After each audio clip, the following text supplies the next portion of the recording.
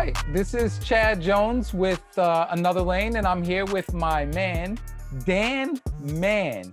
He is an established member of the sneaker community, and he's also a member of Another Lane. So, what up, Dan? Tell me a little bit about yourself. Hey, Chad. As you can see, the gray hair says I'm pretty damn old compared to most people in this community, so to speak. But I've been around a long time. I've just really been one of those guys that was a closet sneakerhead, not even knowing it when I was a kid in high school, to present day. And it's been quite the journey. And the people that I've met, like yourself and Adina and others, that have really turned this into more of a friendship culture than a sneaker culture. Tell me, what is your favorite thing about the sneaker community? Well, to touch upon that again, it's over time. It's really been one where I was introduced to the culture by some people in San Antonio that saw my stuff on Nike Talk, because I was like everybody else. I started early, didn't know where to go, used Nike Talk as a guide, as well as education, and to learn the pitfalls. And one year they just said, "Hey man, you got some good stuff. Why don't you come over and show at our show at Sneaks Up in San Antonio?" And so I was really flattered by that. I'm obviously a guy that doesn't fit the typical demographic. You know, I'm much older, and it's a diverse crowd that's much younger than me. So I felt very flattered that they would include me. And that's one of the things I've really kept as an honor to them for a long time, that they were the ones that kind of introduced me. It's really grown into something more of friendship and just a common hobby that everybody finds a weird love for. So Dan, tell me, what is your favorite memory that's attached to any specific pair that you own?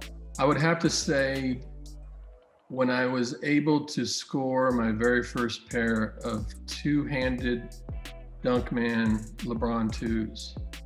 Fresh. The two-handed, not the one-handed. You know me, a nickname for me is Dunkman Dan. That's been deemed to me by Soul Supreme himself, Panit.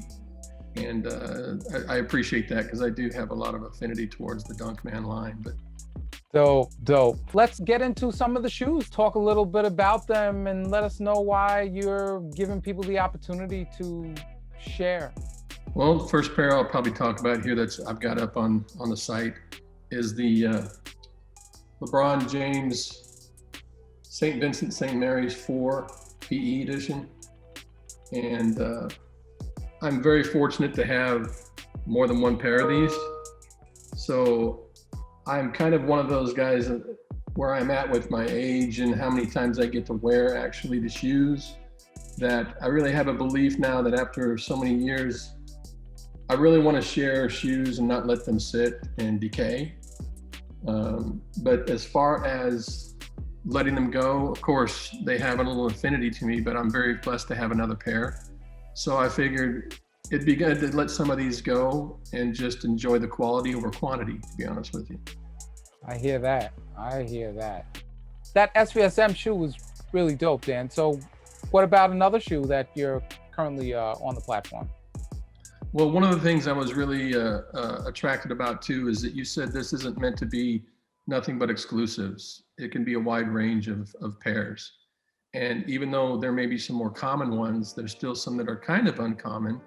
And one of them is this, and that is the Jordan 13 Black Red. Now, this is not the retro. This is the original from 1995. It's my only pair, but I feel like I've got retros that I can wear as well, which is one of the benefits here. Again, there's the shoe. You can go online and check it out. Lead stock and the bleeding of the soles, which makes it authentic. A lot of people think that's a problem, but the real people who know that's authentic. But that's another thing that in '98, when he was playing in the finals, you know, he had started with the 13s, and then game 6 of the finals, he pulled out the 14s, and, you know, everybody was going, "What the hell are those?" And so it's just one of those shoes. You know, I'm one of those guys that I have played, not as much recently, but I play in a Fat Guys League on Wednesdays, and when I wear them, you know, it does make you feel like, damn, man, these got great traction, or I think I just jumped a half inch higher. But that's part of the appeal of wearing the sneakers, man. The stories behind them, how they really perform, and the fact that we come together on things like that. Yeah, and listen, another thing I think that sometimes we don't give enough you know attention to is the memories you made wearing them. You know, those are probably the most important. That'll probably be the thing that makes you buy them again, is the thing that you did in them rather than what you saw somebody else doing. Yeah. Well, I could take it way back, man. One of the best memories I have is, remember, I'm an old man. I go way back to the last century. But I used to be where I'd say, Dad, I got to have 2 pairs of sneakers. And he would just go, what the hell are you talking about, son? This is back when the Converse All-Stars, the Dr. J's, remember those? Yeah. The white reds, they were $55 a pair. And that was probably the equivalent of about $110 today. And those are the ones I wanted. And I said, Dad, I promise you, I'll have 1 pair for practice that I can beat the hell out of, and then 1 pair for games that I can keep and look cool and sharp. And they would last me all year. And I did that in every sport that I played. So that's where I meant earlier when I said I think I was a closet sneakerhead, didn't even know it. Nice. But I remember in a basketball game against one of our arch rivals. I mean, I'm 5'11", but at that time I had decent jump. I could go up and grab the rim easily, but I couldn't cup the basketball. And in a game against one of our rivals on their court, I'm wearing my Converse All-Stars. This guy breaks away and he's going up, and I know he's one of the few people that can dunk the ball in our metropolitan area. He goes up to dunk the ball, and I catch the ball. And like you and I would always say, that was a damn clean block. And I got called for the foul, but I thought, wow, I got up.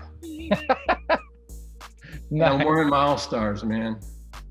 I know you've been a major supporter of Another Lane, but please let the people know why you chose Another Lane. Well, first of all, a little bit of prelude to this is I work in branding, and I have been for many years in my career. So I'm very aware of brand value, brand positioning, brand promises, and expectations for a brand, and brand touch points, where every time I come into contact with a brand, it needs to be the best experience it can be to create that brand loyalty. And to be very honest, Chad, this is much like a Steve Jobs and Apple situation. You initially, when I met you, and as far as how we've gotten to know each other over the years, and you said you were going to be doing this, I saw you as the brand. You're the point person, the spokesperson, at least in the beginning, until you and Adina started to do this together. And so I figured you are the brand because of how your character, the way you work, the effort you put into it, and how much you care about what you're pursuing. So I was already bought in as a brand through you because you're Steve Jobs of the Another Lane brand. And so as far as that type, I thought you're already vouched for, you're validated just from the years of knowing you and what kind of person you are and the quality that you work with as far as what you do and specifically this business.